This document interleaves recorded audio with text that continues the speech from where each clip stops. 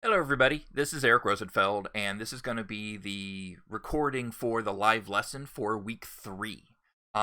Just like I mentioned last time, these recordings are set to make it a little bit easier to get the information from the live lessons. That way, if you attend one of our live lessons, we can tailor and modify what we're presenting specifically to you, but that's not always going to be great for like the entire class. Okay, so let's first start off with our week in review. The main topic in week 3 is solidifying the non-destructive workflow.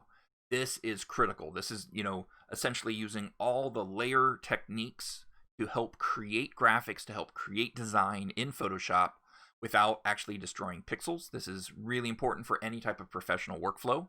And we introduced it a little bit last week with, I think we showed clipping groups when you're doing the project, and we started introducing layer masks. We're going to dive deep into layer masks because they're essential. They're one of the most important aspects of Photoshop. Okay, so layer mask, layer mask, layer masks, vector masks, which are really useful. I tend to forget about them. Adjustment layers, clipping groups, and then again, just mastering layers so that you can make good selections and combine them to create good assets. Okay, if we're looking at the week, you can see always check out that week. We have just 2 design essentials for this week. They are rather lengthy, so give yourself plenty of time to do it. Always recommend getting that done by Wednesday. And then while you're working on those, go take a look at the project. We'll be talking about the project at the end of this presentation. And if you need to, you're always welcome to skip directly to the area that you need. There's one sort of research explanation, just a little bit of quiz with that. And then your NXT project. Okay, so that NXT project is going to extend what we were talking about last week, and really require you to do a little bit of design while again making good selections and using layers. Okay, so let's go ahead and dive in. Before we jump into using layer mask, we need to talk a little bit about brushes, because this is sort of a tool that you use all the time. Usually you just use it as a very simple black or white brush, a hard edge brush, or a soft edge brush, but there's actually a very complex brush engine. Some might say a little overly complex for what we want to use Photoshop for, but next week we're going to kind of start using the brush engine for graphics and kind of do a deep dive into that engine. But for now, it's sort of like, let me just show you how to kind of stay out of trouble when it comes to the brushes and layer masks. So here, let me just first zoom in a little bit up here so you can see we have 2 areas, the brush icon, and then we have our brush panel here that pulls up our actual brush settings panel. And the first thing is just pay attention to opacity and flow. There are 2 different things. You can see right now my opacity is set to 98%, but my flow is set to 100. Okay, basically opacity is like the master opacity of like when you're painting on a brush. No matter how much you paint in one stroke, it's never going to go above 100% or 50%, whatever you have it set for. Flow is how much ink or paint is coming off your brush as you're pushing a brush stroke going across. So just pay attention. I always recommend is like, unless you are purposely changing flow, just leave it at 100% and then use opacity. Okay, and then you'll learn reasons why you might want to mix the 2. Okay, the other thing is the letter D on your keyboard. Mac or PC, doesn't matter. The letter's the same. And the letter D is just going to set default black and white color. And when you're using your layer masks, black and white are really, really useful. So if I come in here and I have different colors in my foreground and my background, right? And I need to kind of just, kind of reset my brush. Now, normally when you go into a layer mask, it automatically changes to grayscale, but it'll change these to grayscale colors. So instead, just hit the letter D, and you'll see it defaults to black and white, and now you're ready to go. Okay? And the third is when we click on these icons. So I have this brush icon here, and then I have my brush panel where I can really dive into the engine. Okay? But if I click up here, You can see I have size, I have hardness, which is basically, is it going to be a soft edge brush or a hard edge brush, or reverse that. This would be a soft edge brush, and then 100% hardness would be a hard edge. And that's pretty simple to use. But also, oh shoot, let me make a blank layer. All right, come on, computer. There we go. Let me make a blank layer and just kind of show you this. If I want a shortcut to make my brush size bigger, left and right brackets. Really useful. Left and right brackets. Oops, helps if I'm not in my size. That's what was happening. For some reason, it's clicking up there. Let me just click off. There we go. Left and right brackets, you can see, going to make my brush sizes bigger or smaller. Okay. Nice little shortcut instead of having to click here. Shift left and right brackets. Keeps doing this. Go. Blank layer. Is going to change your hardness and your softness. Shift left and right brackets. It's going to change your hardness and softness. Without, of course, I have to do it without clicking on it. And then you can see if I come up here, now you can see it actually brought my hardness all the way up. Okay. Now this row here is all your most recently used brushes. Okay. It's probably going to be a nice soft brush there because that's the most common one that we've used. But notice it's very easy to get other tools in here, right? If I click that one, it actually was my eraser tool. For some reason, I was using the eraser tool for, not sure why I was using it, and it remembered that. So it's kind of silly, but if I'm in my brush tool and I click up here and I want to change my brush, that's not just the brush tip, that's the actual tool itself. So just be careful about that. And that's true with my settings here. You can actually have all different types of brushes that are set for different tools. So you just have to pay attention if it's like a clone stamp or something else. You know, like here, I have some wet media brushes. If I click on that, it's actually changing my brush type. I'm not just changing the brush shape itself. Okay. If you want to change your brush shape itself, change it back to my regular brush, then you have to click up here and actually change here. This is where you actually have the shape of your brush. So if for some reason you have no, use, you can't quickly find a nice soft regular brush here, what you do is just come up here to your brush settings and click this first one at the top left. That's generally always a nice soft, easy to use brush, and you're good to go. Okay, so again, we're going to dive more into all of these brushes and saving brushes and creating brushes, but for now, just know, be careful of opacity and flow, D for default black and white for your foreground and background color, and just use these settings to choose a nice, soft, simple brush. Generally, if you go to general brushes, there's also a nice, soft, round brush there. You can start with that. So let's start doing some fun things or maybe some disturbing things with layer masks. Again, just as a super quick review, if I have a layer, I'm going to take something, we'll start with this hand. I'm going to go into this one here. And to make a layer mask, I have to have some type of selection, or usually you want to start with some type of selection. And you have that selection, and then you click right down here to the layer mask button. And what was selected is white in the mask. What is not selected is black.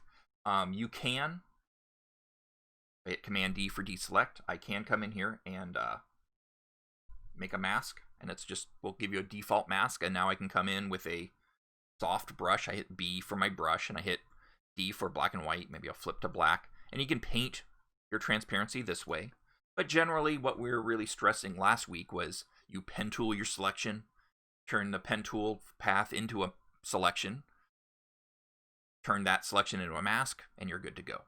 Okay, but let's go ahead and do an example that uses layer masks. Uses layer masks to create something. So I have this sort of slightly strange, I cut my finger graphic. So we're going to need to cut the hand out from the background, and then we'll use, our layer masks from there. And so just to speed up this example, I've have a mask already done. Okay, and you can see I have a mask, and then I have, actually this one's called work path here for that one, but we'll talk about that. I really should have renamed it. But let's just pretend you watched me, pen tool. I think everybody's watched pen tool things enough. You really don't need to see that anymore. But what I'm going to do, one little habit I always do is I always duplicate my layer, and I throw it into a folder. Let's call it backup. Usually I turn it off. Right? This is just a habit I always do because if I screw something up, I can just throw the layer away. You don't even have to kind of salvage that layer. I'll just throw the layer away and start over. Okay? But now what I'm going to do is I'm going to take my path, turn it into a selection. Again, pen tooled that path. Make sure when you're using the pen tool that it's set to path mode and not shape layer. So I'll just command click, turn that into a selection, and then click my layer mask. Okay, so I have, I have the hand. Now I have to deal with the background. A couple easy ways I can select, just make a new blank layer with the new layer button, and I'll pick, let's say a kind of a pastel-y color, and I can hit edit fill right here, edit fill, and fill it with my foreground color, or I can use my hotkey Option Delete or Alt Delete on a PC, and that's just, I use that all the time. It just fills your selection, or in this case fills the layer because I don't have a selection. Command Delete, by the way, is just your background color. So it's a very easy way. But one more, just to kind of show you where we're going this week. If I click my little black and white cookie way down here now, let me pull my layers out so it doesn't go off the screen for my screen capture. But if I click my little black and white cookie, you'll notice I use the solid color adjustment layer. We haven't talked about adjustment layers up to this point, but might as well explain a little bit. An adjustment layer is just sort of a special layer that does color correction, or in this case just holds color. And notice it comes with a layer mask, like for free, bonus, BOGO. Okay, so all it does is just, I can double click on it and change its color. So it's kind of non-destructive. So again, whatever's easiest for you right now, but eventually I'm going to want you to use those adjustment layers because they're incredibly useful. Okay, so, and of course, because I'm always paying attention, I'll name my layers. All right, so I got my hand here. Now I got to envision kind of cutting up the pinky, right? So let me just zoom in a little bit. And you can see in this example here, again, hopefully it's not too gross for you, but we just, made a selection and then in this case, just copy and paste the finger separately. So I think I'll do that. Sorry, I thought I was in a smart object. What I'll do is I'm going to pen tool. This is part of the pinky that I want.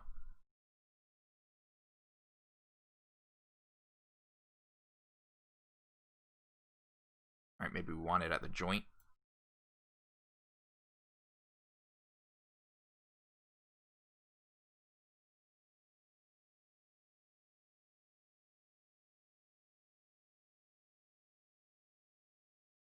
Right, and what I like about just always using my paths, let me just rename it top finger, is it's going to make it just really easy to manipulate our mask. So I'll just command click to make that selection, and actually before I do anything, I'm just going to here I'm instead of copying and pasting and making it on its own layer, I'm going to duplicate that layer because I'm going to show you a little extra trick. Okay, so I'm going to go back. This is my hand layer. I'm going to call it main hand. And I'll just take a black brush, hit D for default black and white, and I'm going to paint. Oops, helps if I'm actually on my mask. I have to click on my mask, and I'll just paint this out. And because I have that selection, notice it's not going to I can't paint. I can't delete anything. Now, I kind of goofed with my pen tool selection. I'm going to go ahead and click off. You can see I really did not make a good pen tool. So I'll just come in here with my brush. And as long as I don't try to paint that, you can see that's not going to work. But I can just use my brush, get rid of that extra. All right, so now we have that part. Let's go to that finger. And so I have this entire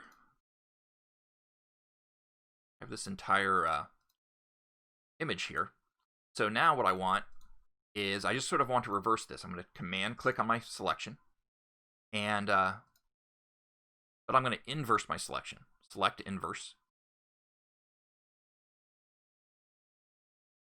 And now I can come in here and just paint, I could, hit Option Delete, and it's going to fill my selection. But just so you can see what I'm actually doing, I'm just manipulating my mask. So all I have is this finger here. Okay. Now, one reason that's kind of nice doing this as opposed to just copy and pasting that layer, perfectly fine way of doing it. But this just means if, let's say, your art director says, hey, can you add like 3 inches to the end of that little finger bit? All those pixels. Oops. There you go. All those pixels are still there. So all I have to do is manipulate my mask, and I'm good to go. And so now you can see I have my main hand, and then I have my cut finger. So I'll hit Command T, just rotate that a little bit, reposition it. I guess it was Halloween or October when we created this example. For some reason, I guess being a little creepy is okay. All right, so we'll kind of do that. And now we just need sort of the background goo. We don't want it too bloody. We want it to kind of like we're just trying to illustrate a point. Some point. So I'm going to take my pen tool and kind of pen tool sort of envision what the rest of the inside part of the finger is going to look like. And it's going to go behind the main hand, so just kind of do it like this. Go. Use that selection. I'll Command click, and I'll bring my layers panel back now. I'll make a new layer, call this the innie finger, and I'll just fill it with red. Maybe a little gradient would work, but I'm just going to take a brush, fill that layer, and again, because I have a selection, it sets up nicely. I'll just put it behind everything. There you go. And then maybe I'll take a little bit of a darker red, make my brush a little smaller, hitting my bracket keys. I'll just paint just a little bit of shadow. Maybe I'll take a little highlight.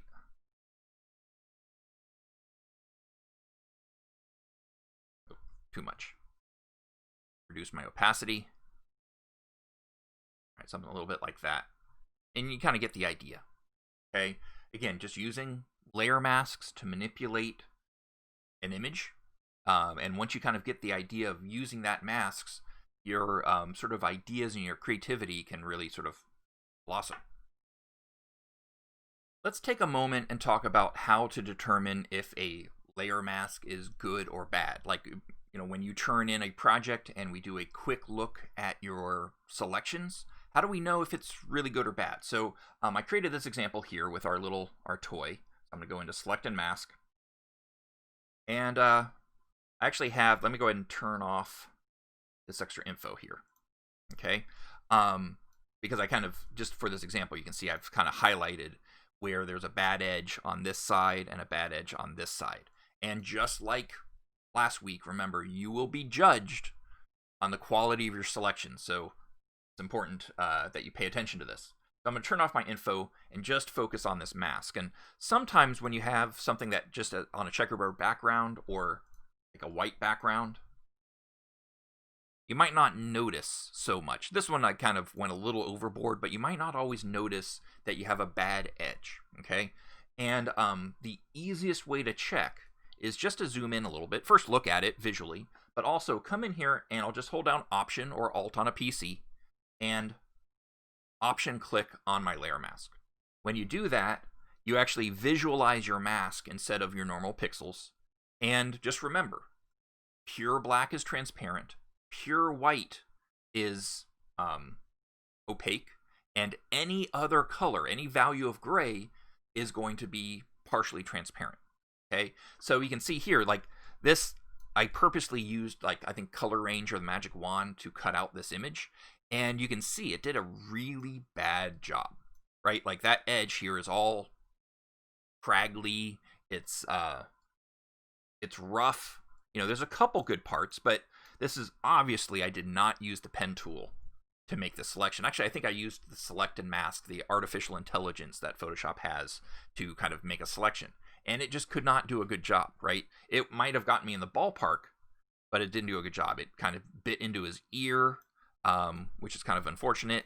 And then like way down here, look, he had a shark attack basically, and chewed up that toy. So just option click to see that mask, and then to go back to Pixel World.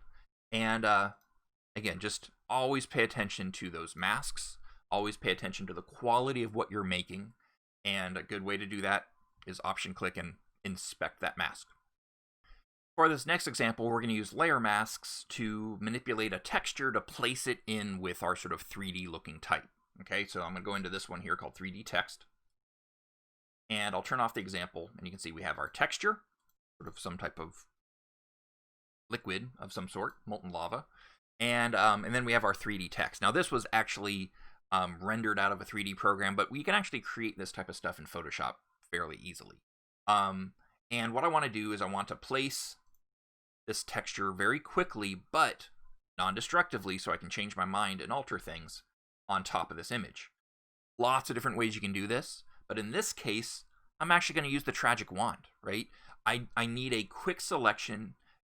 I think I can make it good enough quality to use with a mask, but if I can't, I can always go back and fix it, because it's a layer mask.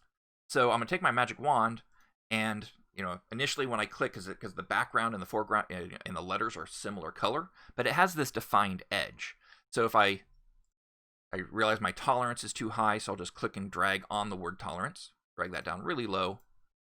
There you go. And then I can hold down Shift, and I'll just grab these fronts. There you go. And that's not bad. Oh, that's not bad until you look down here. All right, so I'll just do a little bit of fix. Looks like everything else is okay. Okay. Now, if this was a really important selection that had to be exactly right, use the pen tool. Okay. But in this case, I'll just go to my texture, turn it on, and click my layer mask button. Okay, because it's using my selection. There it is. I can option click on it, check it out. Okay. Except for right here. Okay, and now you would have to kind of look at it and go, okay, yeah, that's a little bit of a problem. So maybe I'll just kind of redo my selection in that area. And then I'm going to take a white paintbrush and just paint, bring my opacity back up to 100, paint those pixels back in. Okay, so if you're needing to be really precise, I probably should have pen tooled it. But yeah, it's working. Okay, now again, what's cool about using these masks is I can do lots of things to them. Like, for example, I can come in here and take a grungy brush of some sort. And if it's like too even, I'll just paint. I hit X to flip-flop my black to white. And you can see I can kind of just use a brush to beat this up so it shows a little bit of the original color in there. And because it's just on the texture, it's not like, doing anything else but manipulating this texture. I can command click, and it's just remaking that selection. I just command click on my layer mask. It's the same thing as command clicking on a path. Just makes a selection. And now I'm going to, let me see if this will work. I'm going to just put a little Gaussian blur on my mask. And you can see it's actually blurring the edge. I'm getting a little bit of feathered edge in there. And I can actually apply lots of different filters in there, give that look. And I can also, there we go. Sorry, I double clicked on it. I can also just go to my properties panel here, and there's a feather command. And what's cool about the feather command is it's non-destructive. Now again, obviously that's too much feathering, but I could always make a smaller selection so it's kind of contained within the numbers, and I can feather it that way. Right? And then just show you, like, kind of how quickly you can work is I can always, like, come back here, make a selection, feather this a bit, but now I could still just inverse my selection. Command-Shift-I is a nice shortcut to inverse your selection. I can still come in here and manipulate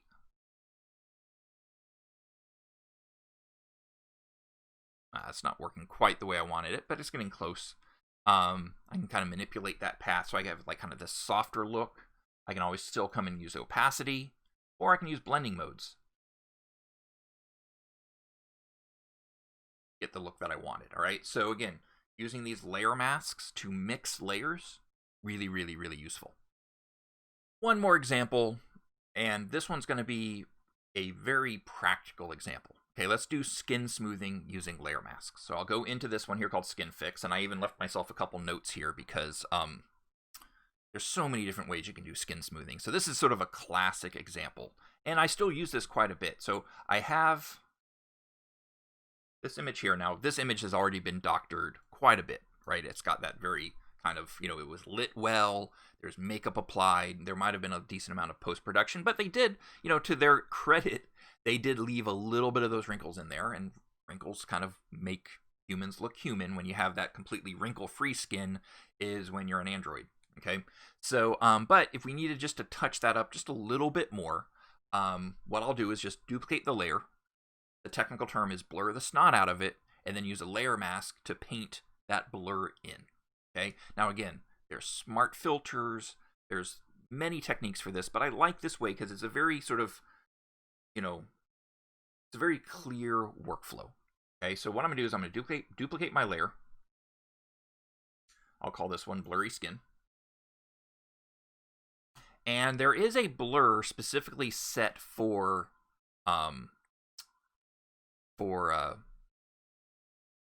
skin smoothing. Sorry, got distracted.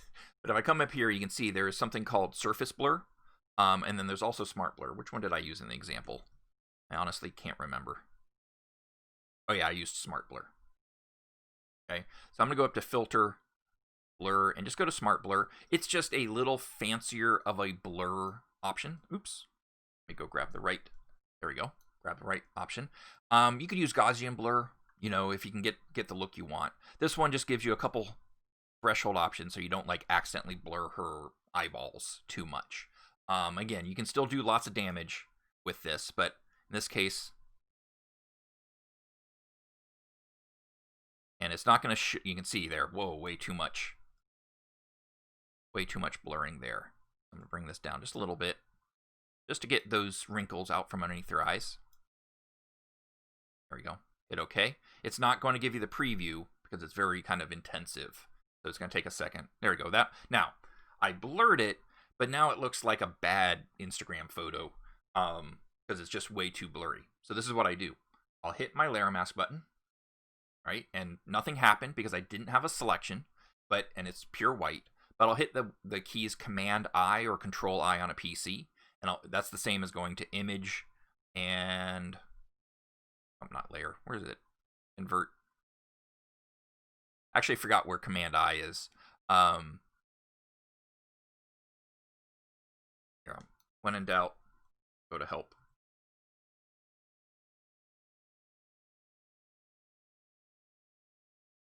All right. I actually can't remember where invert is. It's for so long. I just hit Command-I. Okay. So this is an example of where I can't find something. But if I hit Command-I, notice what happens to my layer mask. It goes from black to white, or white to black. It just inverts those colors. Okay. If I do that to my actual image, you can see it inverts the colors, and we got Doctor Who. Go back and forth that way.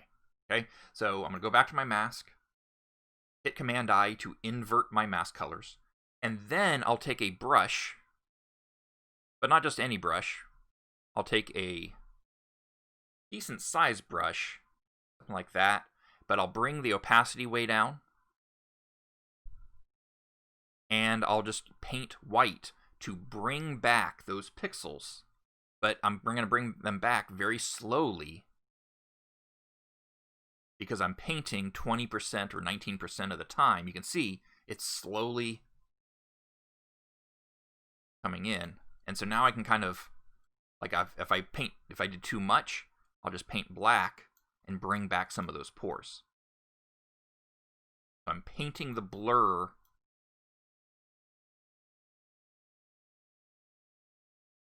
over the image, but just add a little bit at a time.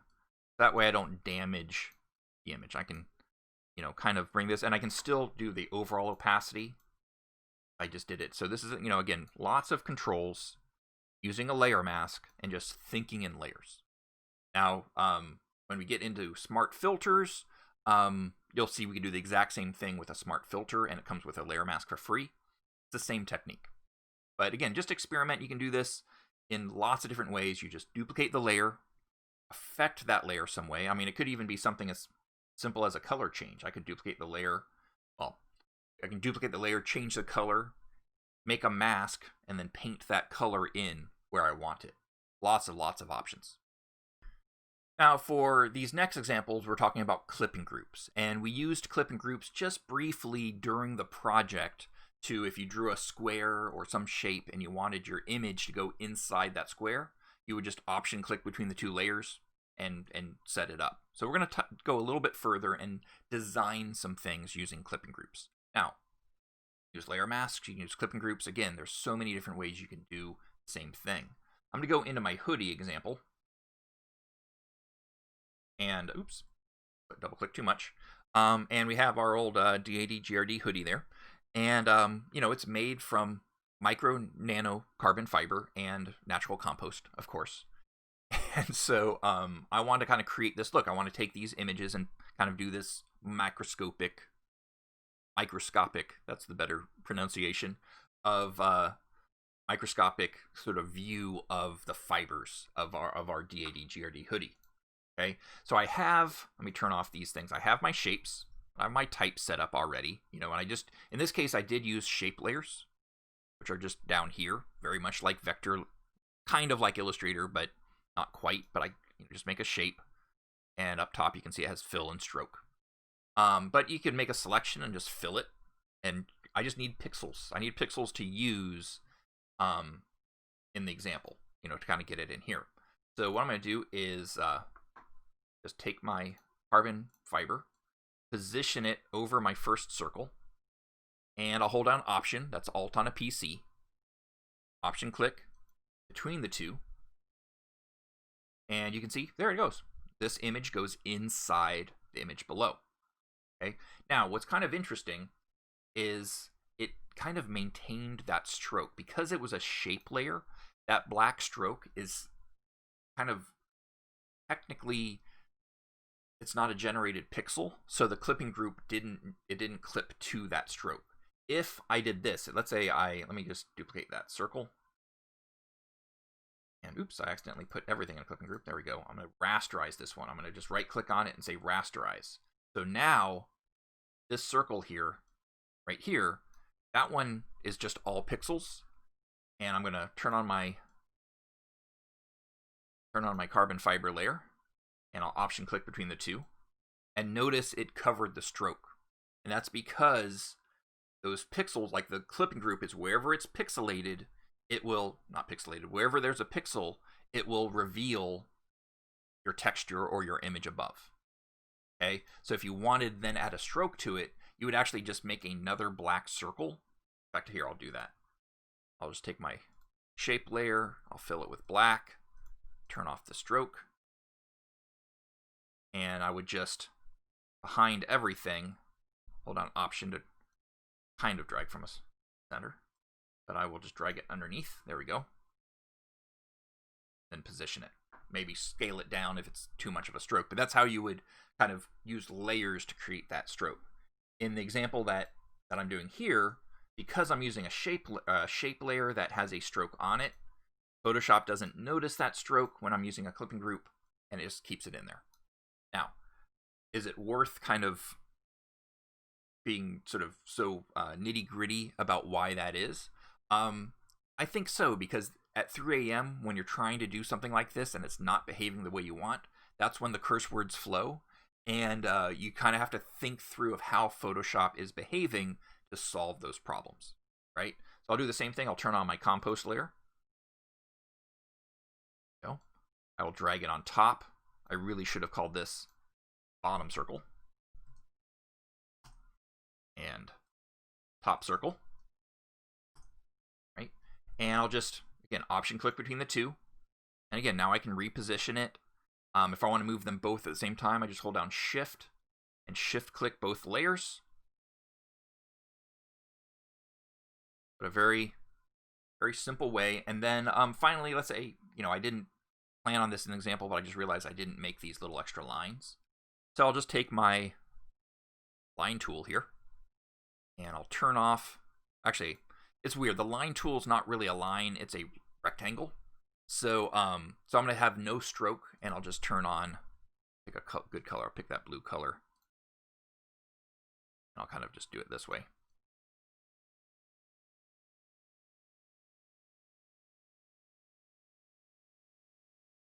And there's slightly more efficient ways of doing this, but I'll just throw all of that into a folder, drag that underneath the circles. That way, there you go. And you're just creating an example. I've done something like this for advertising over and over and over through the years, and so you do the same thing. If you don't want to use a clipping group, I could come in here and command click on this layer, and then hit the layer mask button. And it's going to do the same thing. Notice the selection didn't have that stroke in it, so I can just turn my stroke back on. But again, it's up to you. Clipping groups, I recommend you try both and see which direction you like to go. Now we're going to get to the good stuff. And if you're wondering how I know this is the good stuff, well, it says it right here. It's the good stuff. Okay, so you just have to believe me or believe the Photoshop document. Okay, so adjustment layers. Adjustment layers are incredibly useful. Anytime you need to change the color of a pixel, manipulate the value of a pixel, levels, any of that, use the adjustment layers. Now, in your lessons last week, we kind of introduced you to the adjustment panel here, right? We have the adjustments here, and when you use those, it physically changes your pixels. Let's go into this Archer image I have, and I'm gonna turn off the info here, and we'll use just the image. Okay, and right now you notice I have an adjustment layer. Let me go ahead and turn that off. Start fresh. In fact, I'll throw that in there just to hide it. Now, if I come in here and I want to adjust the color, if I go up to Image, Adjustments, and I go to Levels, it's going to physically change those pixels, right? And if I hit OK, and then I go, oh wait, I need to undo that, those pixels are changed. There's no undoing that, right? So if you're going to change those pixels, just always duplicate your layer, right? That's always a habit. That's the non-destructive workflow. Okay, but even better, let me pull my layers panel out. Easy to see. Even better, not the layer mask, sorry, the black and white cookie here, is I have almost all of my adjustment commands here.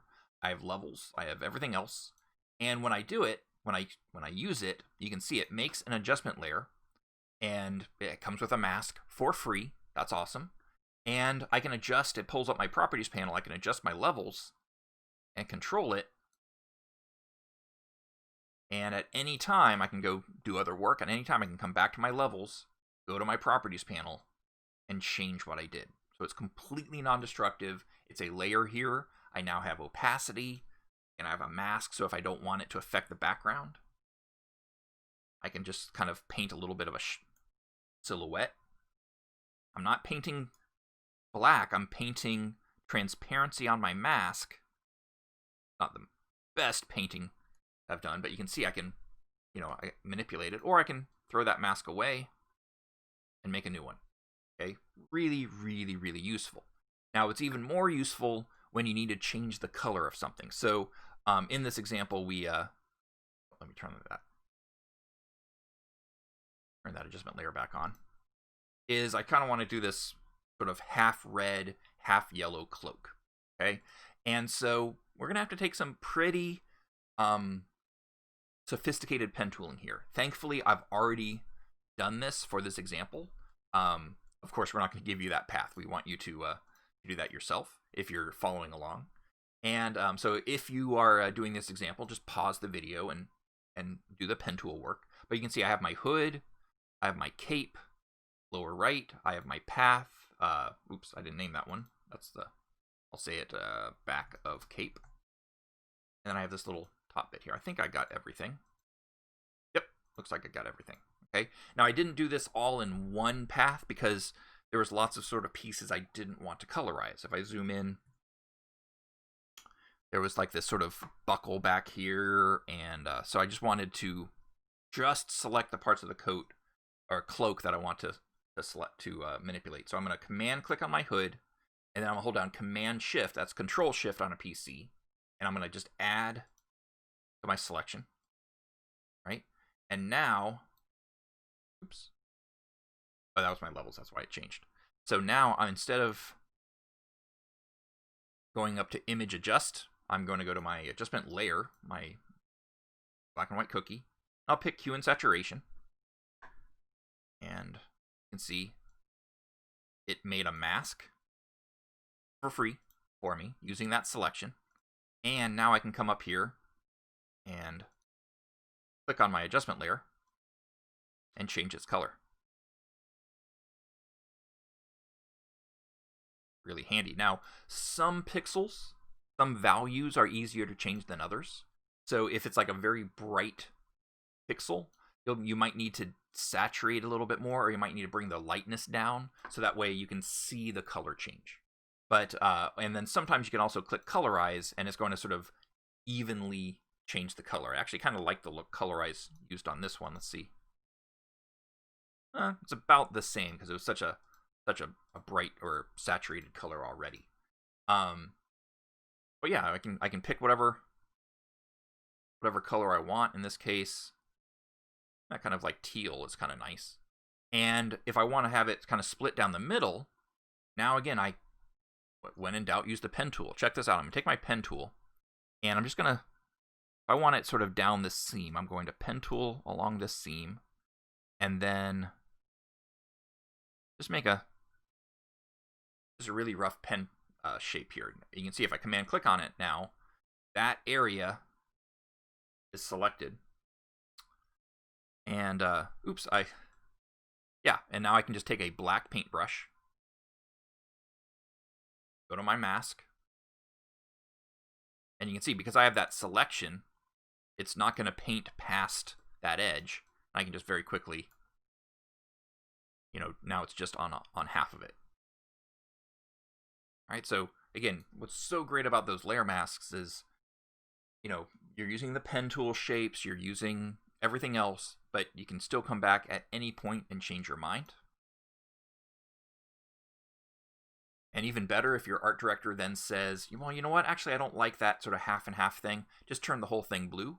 I can just go back, command click, bring all my selections back. Oops, not that one, right? And then I'll just go back to my layer mask and paint white. Not black, white. There we go. Get them all back. And that's also when the command, the option delete is a great hotkey because that'll just fill. But I like to paint it so I can like physically see what's happening. All right, I can paint black. If I want the end to be a little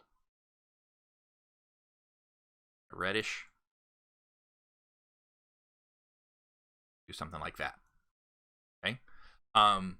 Infinite possibilities when you're changing the colors of an image, and when you're using adjustment layers and your pen tool.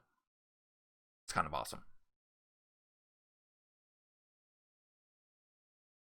It's also a good time? Vector masks. Now, we've primarily been focusing on pixel-based or raster layer masks because they are sort of infinitely useful. You can use them in so many different ways. The vector masks are also really useful. They're just not as universal. So we don't stress them quite as much. But let me go into this example and talk about using vector masks both with an adjustment layer like I have here and on the layer itself. So first, I'm gonna turn this off, put it in the folder just in case I need it.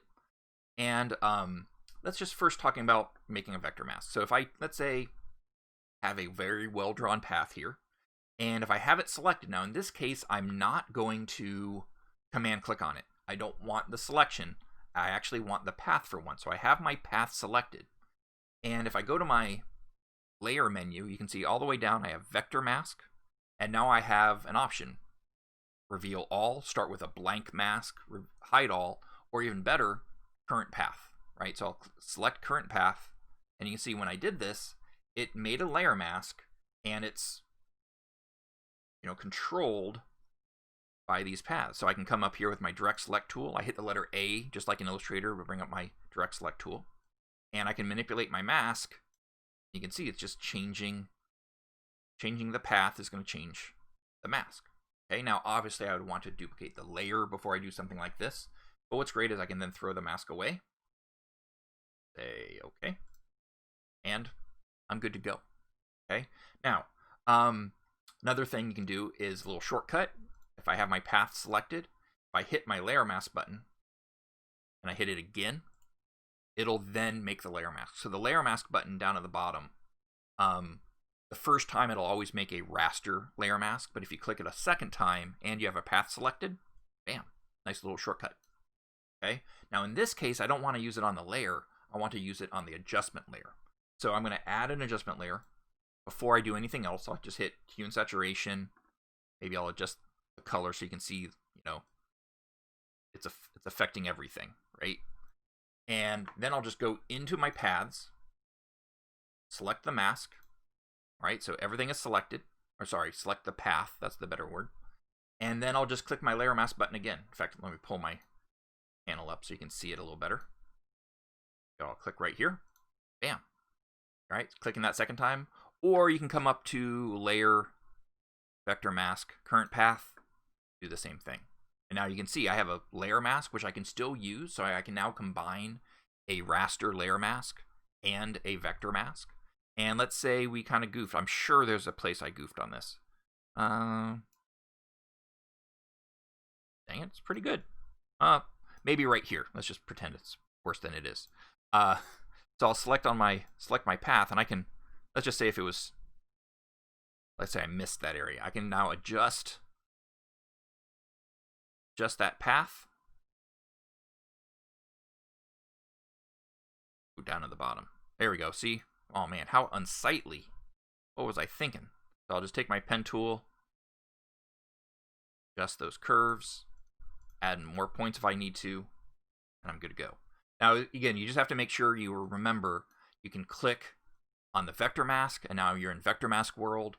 Click on my raster image, or my raster mask, my layer mask, and now I can come up here and paint black and white, like we were doing before, or I can click on my actual adjustment layer and then change its colors.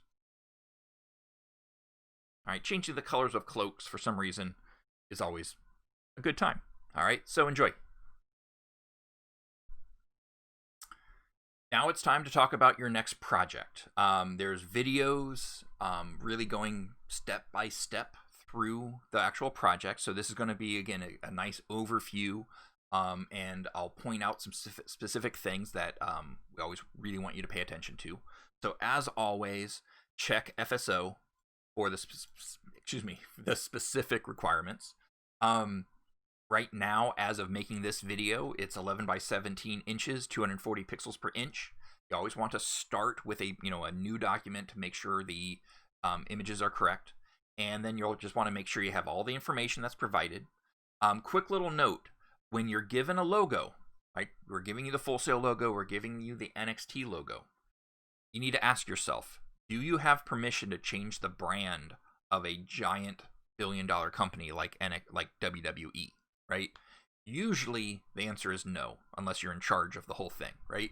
So when it comes to the Full Sail logo and the NXT logo, you can't change it, unfortunately, which is going to be a little bit of a pain for you because you're going to want to make it look a certain way. Okay? Now with, generally you're going to have a style guide, right? So you can change, like the Full Sail logo can be all white, it can be all black, or it can be, a combination of the colors that we use.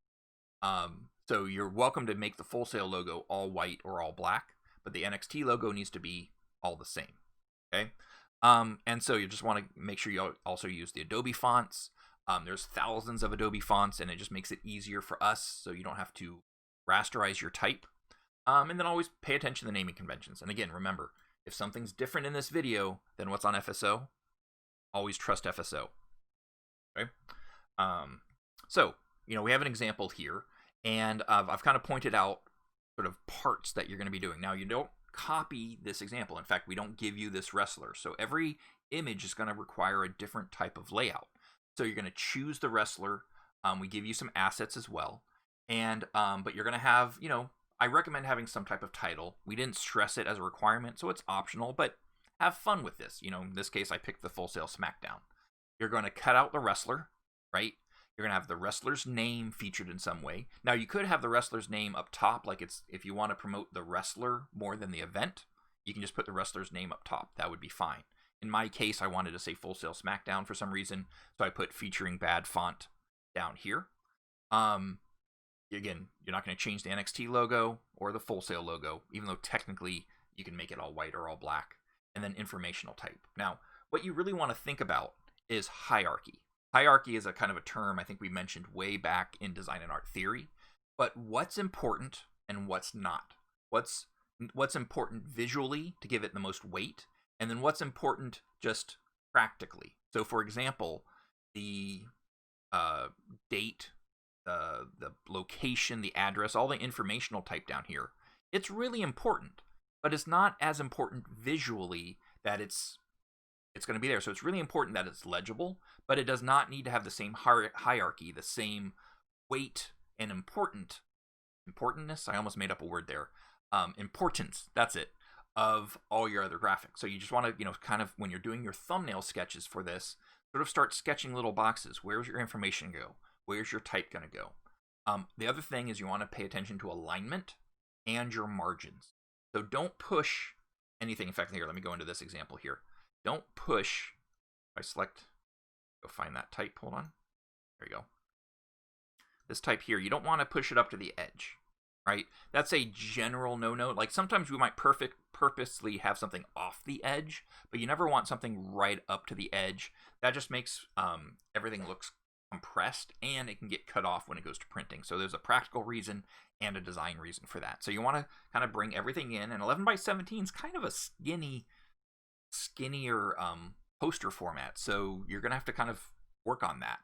And then the other thing is use rulers, right? Hit Command R, bring those rulers in just like you did for the travel collage.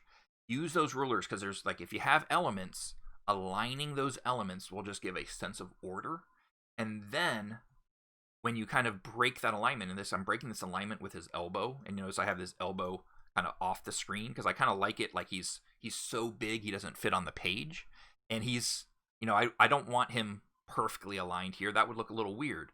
So like I kind of break his alignment a little bit, but everything else is nicely aligned. It creates order, but still allows for excitement. Okay. So hierarchy, alignment, and margins are kind of the three design things you want to work about. Then of course color, picking a color palette.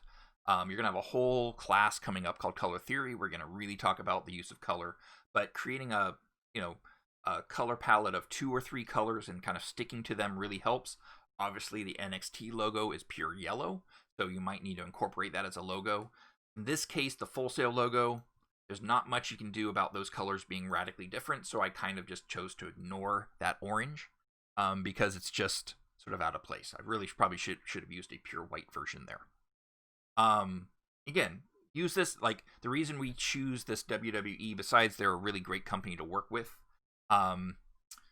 NXT on campus, but it's, you don't do a lot of kind of over-the-top design anymore in the design world, and we want to have an excuse for you to flex your Photoshop muscles, but still keep it clean and nice. For example, these little white bars here, very simple, but just putting a little color here, like that just looks a little bit cheesy because I have an untreated edge for that photo. I'll just put a little yellow bar. I think I called it white earlier. It's a yellow bar, and positioning it, and then I used it sort of to kind of align my NXT logo and align my type. So just taking a moment, you're new to this, I know, but if you just take a moment and focus on your composition, look at great examples, go online and look up boxing posters and music festival posters and music posters, celebrity kind of poster design. Look at all of those, and you'll see there's lots of opportunity to kind of express yourself, but still keep it orderly and aligned. All right. Now, also, the biggest thing for this project is going to be make sure you use smart objects, keep it non-destructive, so I can come in here, or your teacher can come in here and check out your selection, right? Make sure it's good. We will do this. We will go in and option click on that mask and make sure it's good. So, there's a good chance you might be spending 1 or 2 hours straight on your selection of your wrestler, because it's that important. Okay? So take the time, make sure it's good, because we will be checking that. Okay? But overall, just have fun with it, experiment, and looking forward to seeing what you make.